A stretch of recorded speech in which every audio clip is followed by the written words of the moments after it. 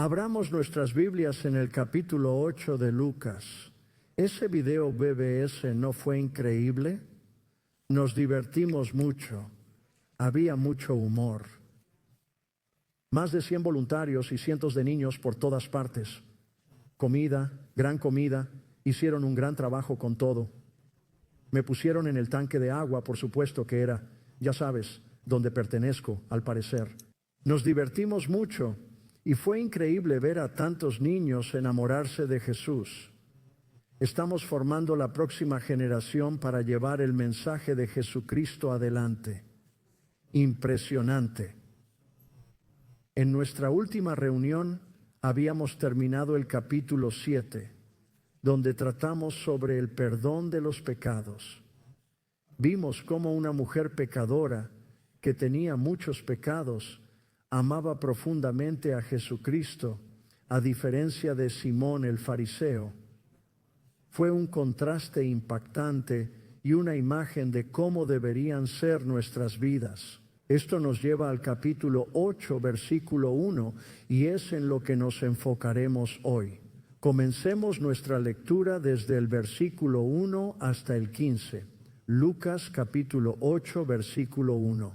Ahora bien, aconteció después que iba por todas las ciudades y aldeas predicando y anunciando el reino de Dios. E iban con él los 12 y algunas mujeres que habían sido sanadas de espíritus malos y de enfermedades, María, llamada Magdalena, de la cual habían salido 7 demonios, y Juana, mujer de Cusa, mayordomo de Herodes, y Susana, y muchas otras que le mantenían de sus bienes. Y como se había reunido una gran multitud y habían venido a él de todas las ciudades, habló con una parábola. Un sembrador salió a sembrar su semilla, y mientras sembraba, parte cayó junto al camino, y fue pisoteada, y las aves del cielo la devoraron. Otra parte cayó en la roca, y en cuanto brotó, se secó por falta de humedad. Otra parte cayó entre espinos. Los espinos crecieron con ella y la ahogaron, pero otras cayeron en buena tierra, brotaron y dieron una cosecha 100 veces mayor.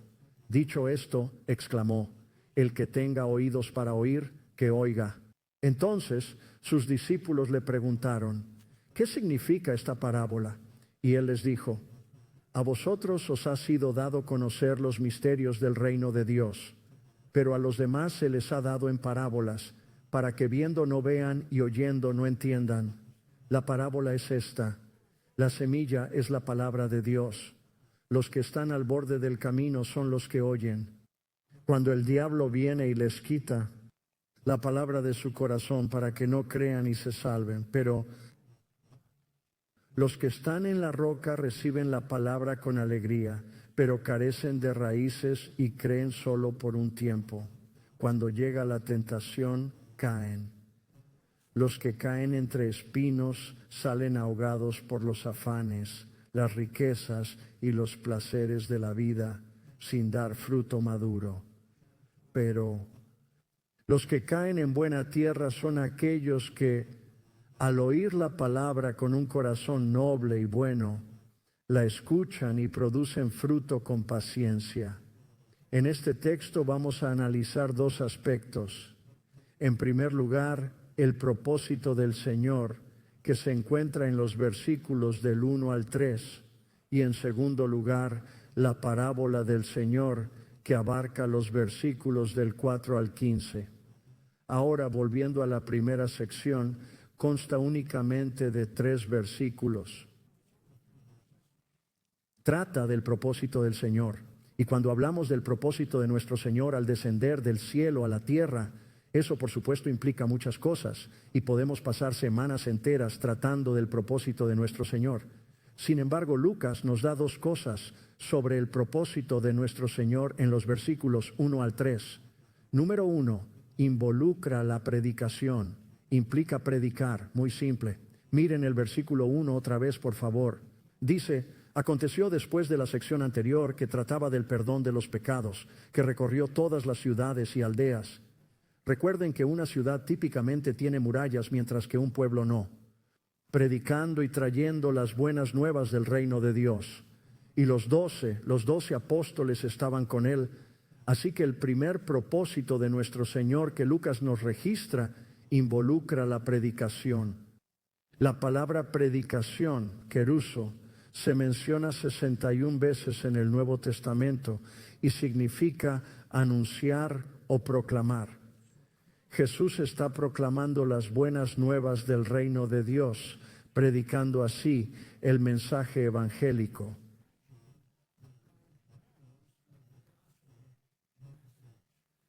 Se destaca que todos pueden ser salvados por el mensaje del Evangelio de que a través de la muerte, sepultura y resurrección de Jesucristo, tus pecados pueden ser perdonados y olvidados.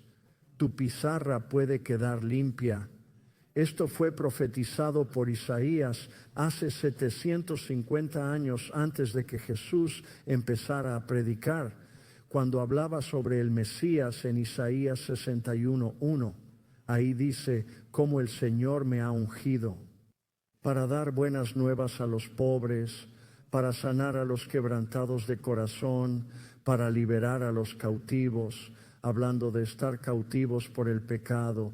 Y así Jesús aquí cumple la profecía de Isaías 61, predica en el Evangelio. ¿Cómo? Creo que el punto para nosotros es simple. Si Jesús predicó el Evangelio, también debemos hacerlo nosotros. Y creo que al predicar el Evangelio deberíamos incluso abrir la boca y hablar de vez en cuando. Nos damos cuenta de que no siempre podemos hablar de Jesús en el trabajo, pero eso está bien. El dueño de la empresa decide eso.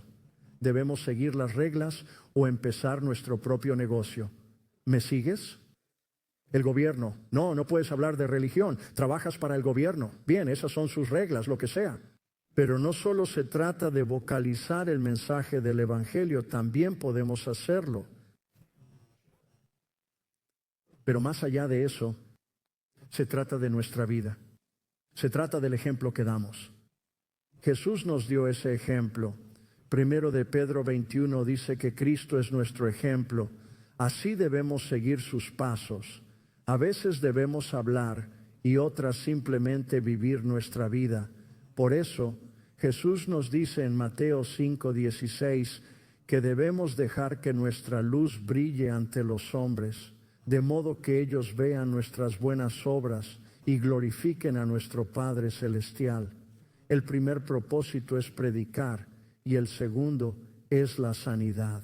Además, en los versículos 2 y 3 se habla de la sanidad de ciertas mujeres que fueron liberadas de espíritus malvados y enfermedades. Entre ellas se destaca María, también conocida como Magdalena, quien fue liberada de 7 demonios. Magdalena es de la ciudad del mismo nombre, ubicada a 1 o 2 millas al norte de Tiberíades, en la orilla occidental del mar de Galilea. Había un promotor que estaba construyendo un centro comercial en esa zona. Mientras conducíamos hacia las regiones del norte de Israel, pasando por el valle de Jula y hasta Dan y Cesarea, veíamos la construcción de este proyecto. Detuvieron la construcción porque en Israel siempre encuentran artefactos al excavar. Y así fue. Encontraron un frasco de alabastro que típicamente contenía perfume. En la ciudad de Magdala, María Magdalena ungió a Jesús con un aceite, lo cual detuvo la construcción. Los franciscanos llegaron, compraron la propiedad y comenzaron la excavación, construyendo un hotel con un piso de plexiglás, permitiendo ver las excavaciones debajo. Es impresionante. Ahora siempre hacemos una parada en Magdala, donde María Magdalena fue liberada de 7 demonios. Según el versículo 3, allí está Juana, esposa de Cusa, que sabemos es la mayordoma de Herodes. También está Susana y otras muchas mujeres de las que no conocemos nada más, excepto que fueron sanadas. Y como mencionamos, la sanidad es doble. Hay sanidad espiritual y hay sanidad física. Ahora, la sanidad espiritual se vuelve muy importante para ti y para mí, porque antes de venir a la fe en Jesucristo y aceptarlo como nuestro Señor y Salvador, bueno, hay muy malas noticias. Porque la Biblia habla de dos clases de personas en Primera de Juan, capítulo 3, versículo 10. Hay hijos de Dios e hijos del diablo. Ahora, eso no es un pensamiento muy agradable. Piensa, wow, hay hijos del diablo. Ah, sí. Por favor, no se imaginen a alguien con la cabeza girando y vomitando vómito verde. Podrían ser muy agradables, dulces, amables, filantrópicas y generosas. Pero por desgracia no son hijos de Dios, son hijos del diablo. De hecho, escuchen lo que Pablo dijo en Efesios capítulo 2. En Efesios 2:1 se dice que Jesús dio vida a ustedes cuando estaban muertos en sus delitos y pecados. Vivían siguiendo las influencias de este mundo y obedeciendo a Satanás, el príncipe del poder del aire. Este espíritu también obra en aquellos que desobedecen a Dios. Por tanto, o estamos llenos del Espíritu Santo de Dios, o estamos llenos del espíritu de la desobediencia que proviene de Satanás. En 2 Corintios 4:4 se le llama el Dios de este siglo. Esto es importante porque hablaremos más sobre este tema en un momento. Además de la sanidad espiritual, también hubo sanidad física, según el versículo 2, que menciona enfermedades o dolencias. Esto es relevante para nuestra vida porque Dios siempre nos sanará espiritualmente. Pero puede que no nos sane físicamente. ¿Por qué? Bueno, porque es Dios, puede hacer lo que quiera. ¿Sabes? La Biblia en 1 Corintios capítulo 12, en el versículo 9, habla de los dones de curaciones. Y por cierto, siempre se menciona en plural los dones de sanación. Siempre es plural. Y hablaremos más de eso cuando lleguemos a 1 Corintios capítulo 12 y cerca de 4 años y medio. El primer servicio no estuvo satisfecho con el plazo. Pero el punto es que Dios sana.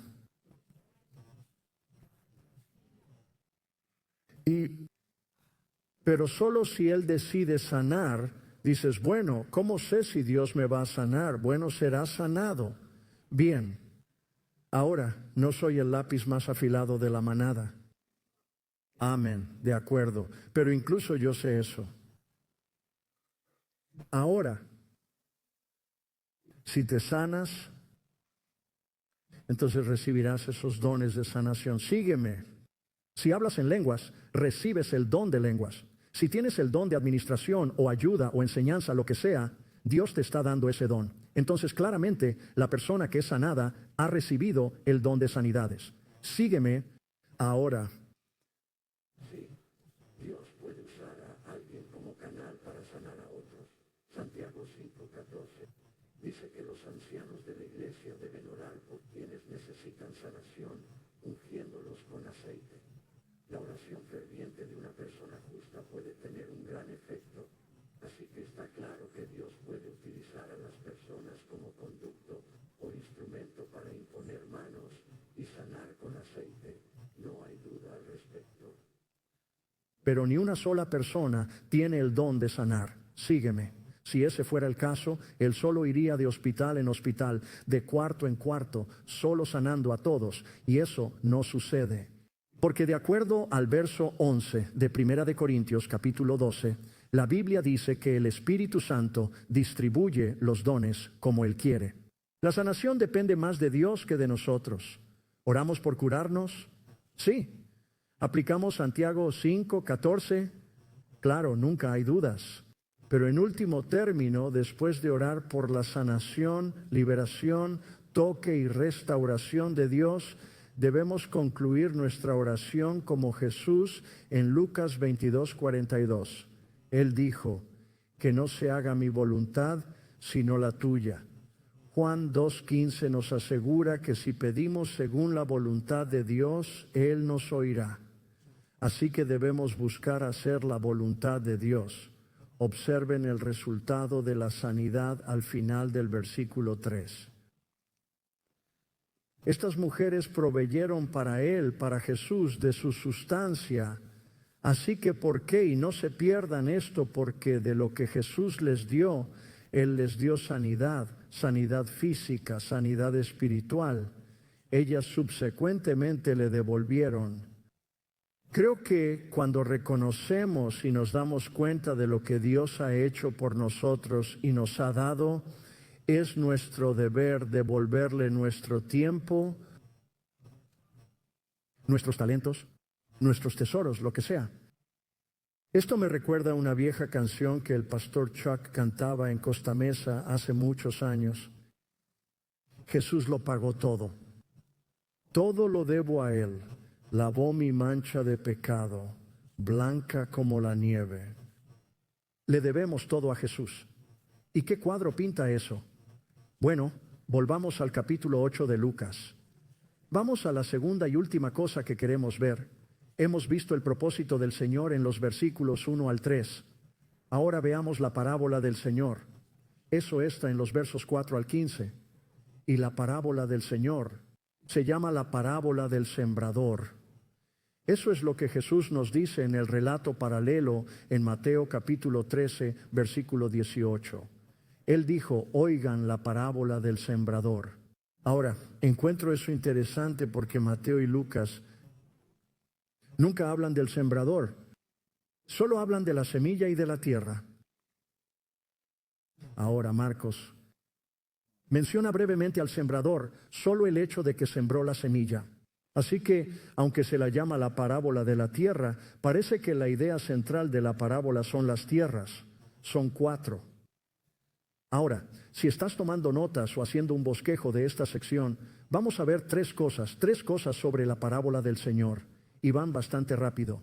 Número 1, la primera cosa involucra el dar de la parábola, el dar de la parábola. Eso es de los versos 4 al 8, y mencionaremos 2 cosas acerca del relato de esta parábola.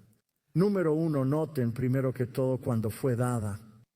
Eso es en el versículo 4. ¿Cuándo se dio esta parábola? Miren el versículo 4. Dice que cuando se reunió una gran multitud y otros fueron a Él, Jesús habló por medio de una parábola. Esto ocurrió inmediatamente después de los versículos 1 al 3, algo que encuentro muy relevante. ¿Por qué? Porque solo Lucas los menciona. Y está vinculado directamente a esta parábola. ¿Por qué? Bueno, en los versos del 1 al 3, el sembrador es Jesús. La semilla es el mensaje del Evangelio. Las mujeres son la tierra y aparentemente todas son buena tierra porque recibieron la palabra. Sin duda se salvaron y posteriormente dieron fruto. Porque dieron a Jesús de su sustancia, realmente pinta un cuadro hermoso y destacando los versos 1 a 3. Ahora, no se nos dice aquí, pero había una gran multitud. De hecho, la multitud era tan grande, según el relato paralelo de Mateo 13:2, que Jesús subió a una barca en el mar de Galilea y se alejó un poco. Y se sentó en la barca, mientras una gran multitud estaba en la orilla. La palabra parábola, usada 50 veces en el Nuevo Testamento, es compuesta. Para significa al lado, como paramédico, paralegal. Bola significa arrojar o poner. Crisilia Penguin dispose sopor una idea al lado de otra para demostrar una verdad, un punto. Destaca una verdad celestial. Una verdad celestial a la luz de una verdad terrenal, por así decir. Esa es la idea de la parábola. Ahora, número 2, veamos lo que se dio. En los versículos 5 al 8, la parábola misma se enfoca en los suelos. Veamos el versículo 5. La primera tierra es el camino. En el versículo 5 se relata cómo un sembrador esparció sus semillas. Muchas de ellas cayeron en el camino, siendo pisoteadas por las aves. Esto es una escena común en Israel. Después de arar los campos, el trozo que no estaba en su propiedad es el borde del camino, es el sendero. Y por supuesto, nunca sería arado, no te pertenece. Y sería duro, lleno de gente caminando sobre ella durante mucho tiempo. Y así, cuando se esparce la semilla, a continuación, déjame hablar sobre el suelo que se derrama sobre la vía, el camino y el sendero. Cuando la gente camina, aplasta las semillas y los pájaros saben dónde ir a buscar alimento. El segundo tipo de suelo es rocoso, como se menciona en el verso 6. Si algunas semillas caen sobre la roca, no pueden crecer ya que les falta humedad. Esta es una situación muy común en Israel debido a sus recursos naturales. Nuestras rocas, tal cosa. Ellos tienen rocas, créeme. Todo el país está lleno de rocas. No se puede poner una pala en el suelo sin golpear una roca. Y en algunas zonas es lecho de roca que hace que el suelo más alto retenga menos humedad, ya que la lluvia no puede filtrarse más abajo. Se detiene en el lecho de roca. Así el suelo, aunque de solo 6 u 8 o 12 pulgadas, retendría el agua. Y por supuesto el calor del día calentaría ese suelo húmedo, lo que hace que las semillas germinen perfectamente. Las semillas germinarían muy rápidamente, brotarían, pero como no hay profundidad en la raíz, cuando llegaba el sol israelí, por supuesto, quemaba la planta y se marchitaba y moría. Número 3, el tercer suelo, son las espinas, los espinos. Mira el versículo 7. En el versículo 7, algunos cayeron entre espinos y brotaron, y con ella y la ahogaron. Sí, sé identificar malas hierbas. Soy agricultor de malezas. Cultivo espinas, cardos y malas hierbas. Mi habilidad para cultivarlas es sorprendente. No las riego, no las abono. Y simplemente crecen. Es un milagro. Pero cuando siembras algo, labrar el suelo adecuadamente es importante. Debe estar fresco y bien arado, rico en nutrientes. Luego siembras las semillas. Con el tiempo, el cultivo crece, pero también lo hacen las malas hierbas que se propagan de forma aquí y allá. El cultivo es frágil y tierno en comparación con las espinas y malas hierbas que puedan ahogarlo. Ese es el tercer tipo de suelo. Sin embargo, algunas semillas caen en buena tierra, brotan y producen una cosecha abundante. En medio de esto proclamó: el que tenga oídos para oír, que oiga. Así que la buena tierra fue arada, libre de piedras y sin espinas. Y creció una cosecha abundante, dice 100 veces. Ahora, un 20% de tu cosecha era asombroso. Si puedes tener un 20% de retorno en tu cosecha, eso era grandioso. Jesús dijo que el retorno será 100 veces, lo cual es milagroso. Es lo que se retrata en el cuadro en proceso. Jesús dijo: si tienes oídos para oír, escucha aquí. Sin embargo, los 12 discípulos no entendieron. Esto nos lleva a la segunda cosa que queremos analizar. Hemos visto la parábola, ahora veamos el motivo de la misma en los versículos 9 y 10. La razón de la parábola está relacionada con dos cosas. En primer lugar, implica una pregunta a Jesús. Miren el versículo 9, donde los discípulos le preguntaron qué significa la parábola. Aunque no se nos dice aquí en el relato paralelo de Mateo, los discípulos le preguntaron a Jesús: ¿por qué les hablas en parábolas? ¿por qué usas parábolas para hablar con la gente? Que por supuesto es su manera de decir que nosotros tampoco lo entendemos, pero no vamos a decir eso. Y el pensamiento podría ser: Jesús, ¿por qué no dices las cosas como son? ¿Por qué no hablas claro? ¿Por qué no lo dices sin rodeos para que todos entendamos lo que dices? Sígueme. Lo cual nos lleva al segundo y último aspecto de esta explicación de la parábola, implicando así la respuesta de Jesús en el versículo 10, la cual tiene dos razones: revelar la verdad, en otras palabras, revelar la verdad. Miremos el versículo 10. Jesús dijo a esos hombres que Dios les había dado a conocer los misterios del reino de Dios. A los creyentes les ha sido dado descubrir los misterios de Dios.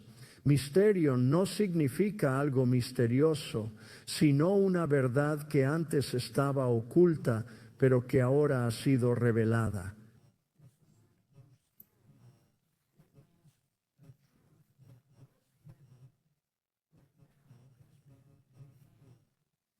¿Qué estaba oculto?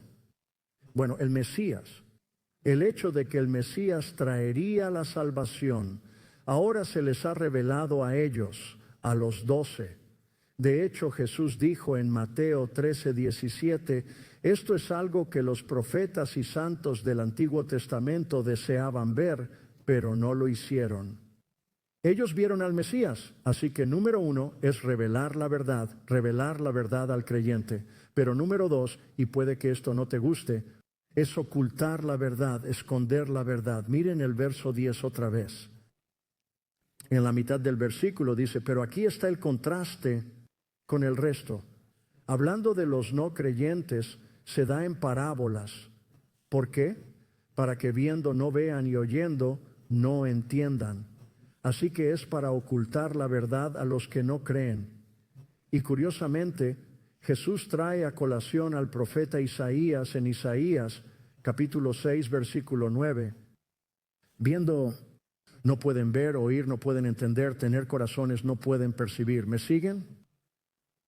Pero lo que lo hace interesante es que trata del profeta Isaías, porque en Isaías, capítulo 6, Isaías tuvo una visión de Dios. Dice que vio al Señor, alto y elevado, y la cola de su manto llenaba de gloria el templo. Y él dijo, wow, para mí soy un hombre que está deshecho. Soy un hombre de labios impuros, rodeado de gente de labios impuros. Y el serafín, el ángel, tomó el carbón, tocó sus labios. Dios dijo, tus iniquidades son perdonadas al disculparte.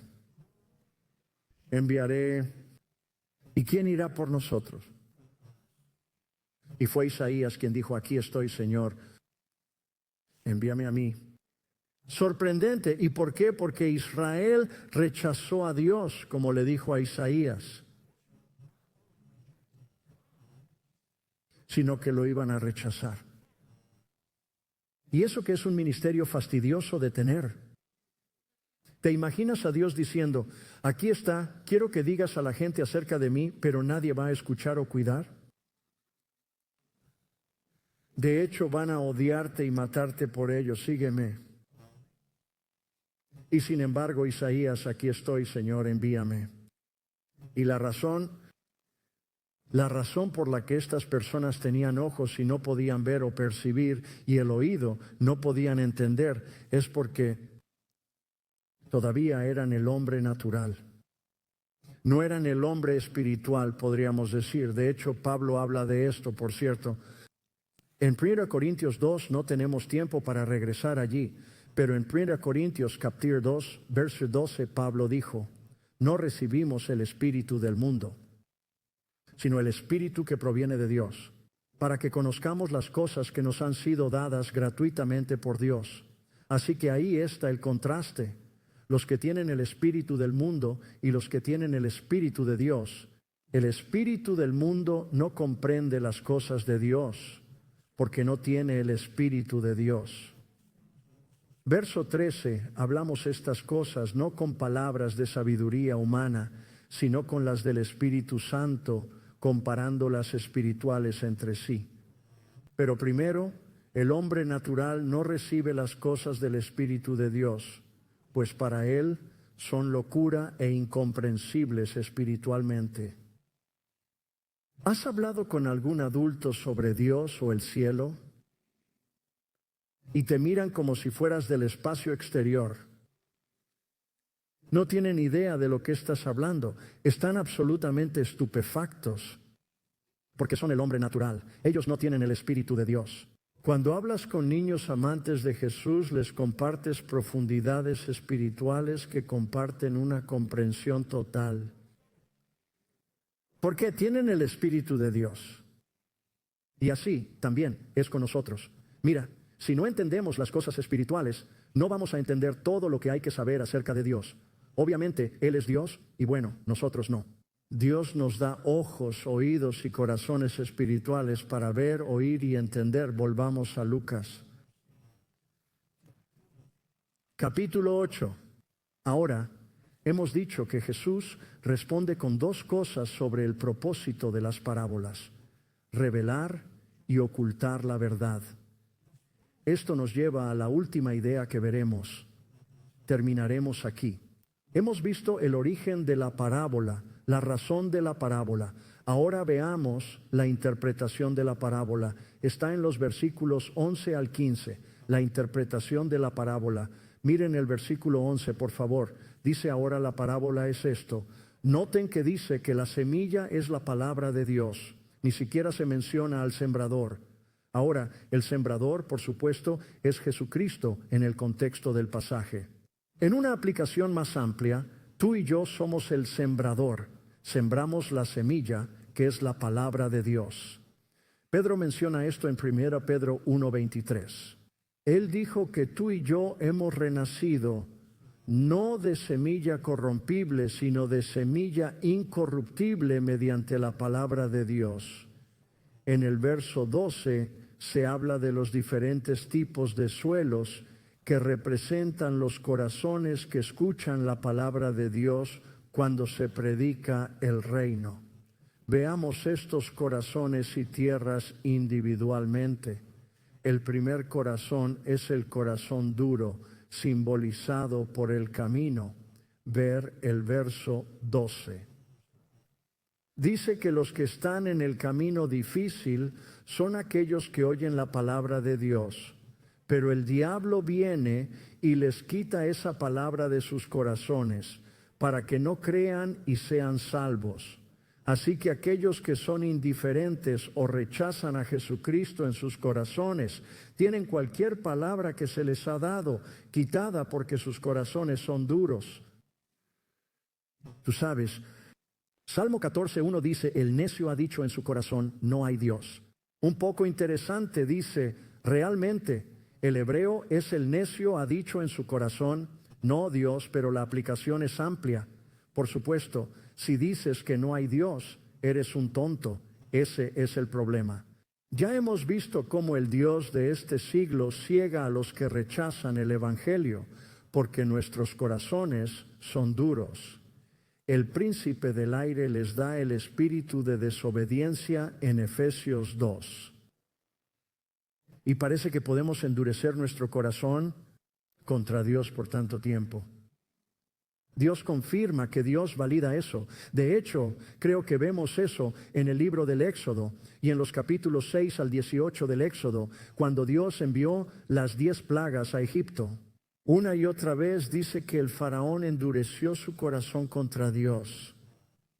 En el texto se menciona que Dios endureció el corazón del faraón.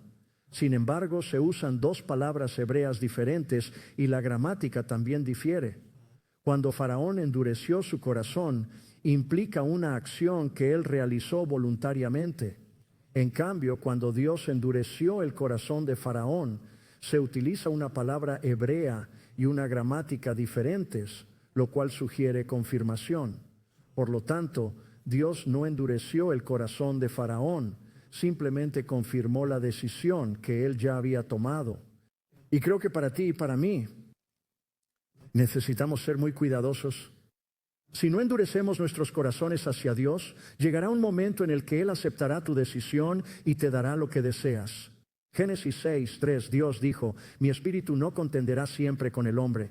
Romanos 1:28 dice, porque no quisieron recibir a Dios en su mente, su conocimiento, Dios lo entregó a una mente reprobada.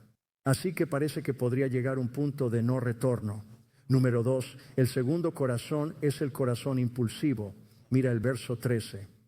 Dice, pero los que están sobre la roca son los que, cuando oyen la palabra de Dios, la reciben con gozo. Estos no tienen raíz. No hay profundidad para aquellos que creen solo por un tiempo. Y en tiempo de tentación o prueba, ellos se desmoronan. Así que los que abrazan el cristianismo rápidamente, a menudo tienen un problema. Piensan que una vez salvados, todo será fácil. Mi vida será tranquila a partir de ahora. No tanto. Tan pronto como damos nuestra vida a Jesucristo, el enemigo no es feliz. Efesios 6:16 advierte que nos atacarán con dardos de fuego. Y 1 Pedro 5:8 dice que vendrán como leones para devorarnos. Nuestros compañeros, amigos, vecinos e incluso familiares nos ridiculizarán, rechazarán, despreciarán y repudiarán. Y el problema, cuando no estamos profundamente arraigados en nuestra fe cristiana, al enfrentar pruebas, tentaciones y tribulaciones, tendemos a alejarnos.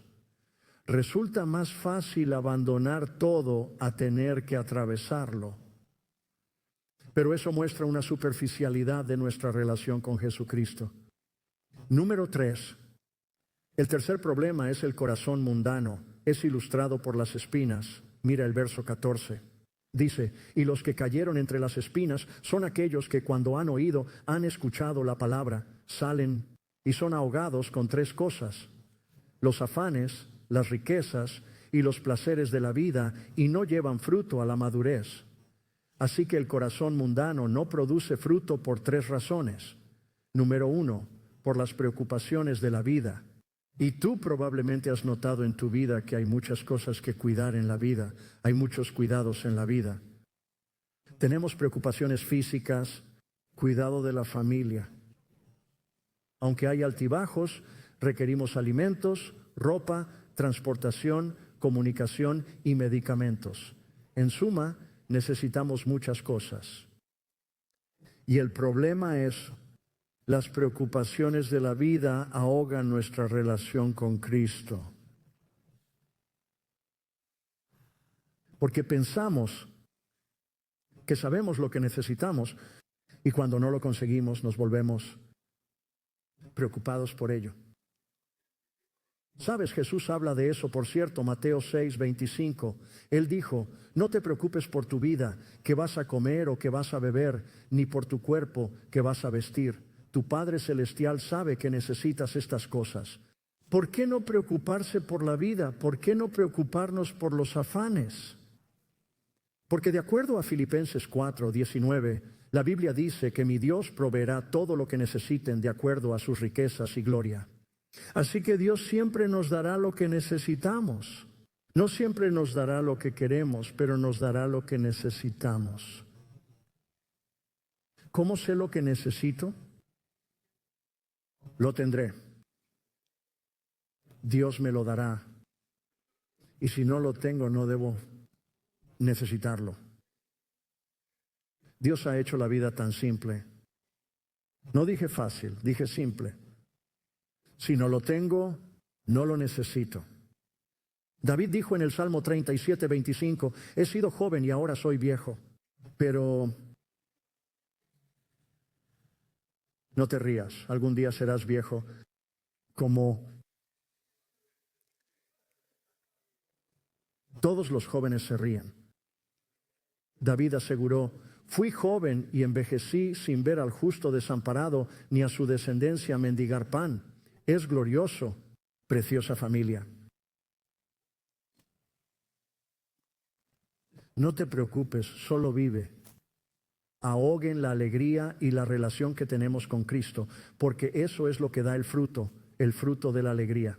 Eso me encanta. Número 2, el segundo problema son las riquezas del mundo, según el verso 14. Y esto es importante también porque muchas veces pensamos, tú sabes, si solo tuviera suficiente dinero, entonces todo estaría bien. Ok, Señor, solo 1 millón USD.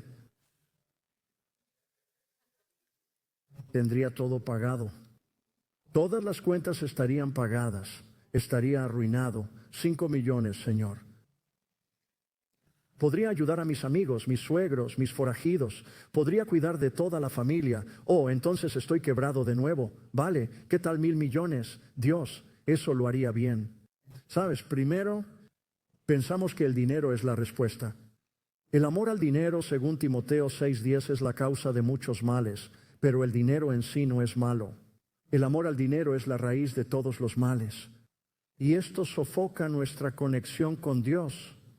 Ahora, el tercer punto implica los deleites de la vida, disfrutar de ella para satisfacer nuestros propios deseos y placeres. Y sabes, el problema es que pensamos que una cosa física satisfará o llenará un vacío espiritual. Dios ha puesto la eternidad en nuestros corazones. Hemos sido creados en vano, dice la Biblia. Y como hay un vacío en nuestro corazón, el problema es que tratamos de llenarlo con las cosas del mundo. Y no importa cuántas cosas acumulamos, no importa cuántas cosas tenemos, todavía hay un vacío, todavía hay un vacío. No hay satisfacción, no hay cumplimiento. Solo Jesucristo llena el vacío en nuestro corazón y satisface nuestra sed y hambre del alma. Y si nos volvemos a los placeres de la vida, siempre vamos a estar vacíos. Bueno, número 4, y finalmente terminemos esto aquí. Es el corazón receptivo. Mira el versículo 15, el corazón receptivo que por supuesto habla de la buena tierra. En el verso 15 de Lucas 8 dice, pero los que cayeron en buena tierra son los que, habiendo oído la palabra con corazón noble y bueno, la guardan y dan fruto con paciencia o perseverancia o resistencia. Los que oyen la palabra, se aferran a ella, dan fruto en paciencia o perseverancia, porque entienden que el mundo y las cosas del mundo no son tan importantes. Ellos se dan cuenta que las pruebas y tribulaciones vendrán. Y no hay razón para preocuparse por lo que tenemos o lo que no tenemos, porque Dios va a cuidar de ello. Y el resultado de eso será fruto. Va a haber fruto. ¿Sabes? El miércoles por la noche terminamos el libro de Oseas. Y yo estaba hablando de esta idea de la fruta. Surgió en el texto. Y yo había mencionado Gálatas 5:21. Y dije, el fruto del Espíritu es amor, gozo, paz, paciencia, benignidad, bondad, fidelidad, mansedumbre, dominio propio. Contra tales cosas no hay ley. Cerca de las 2 de la mañana, jueves por la mañana, Dios me despertó. Él dijo, esa es la escritura equivocada.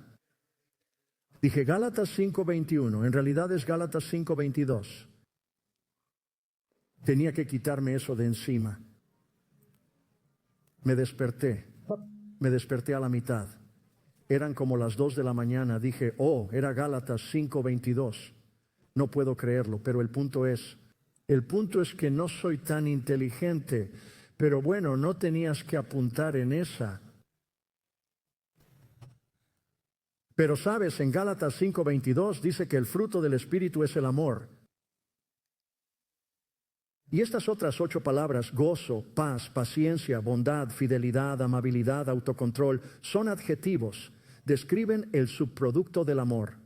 El fruto del Espíritu es un atributo singular y la preposición debe concordar en número y género. No dice los frutos del Espíritu son, sino que el fruto singular del Espíritu es el amor. Solo hay un fruto del Espíritu.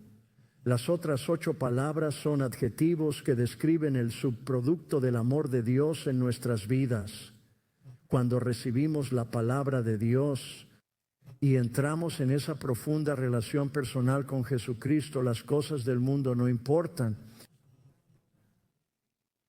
Las preocupaciones de la vida no importan. Dios va a cuidar de ellos. y comenzamos a producir frutos. Y según Juan, capítulo 15, versículo 8, Jesús dijo que dar mucho fruto es para la gloria de su Padre.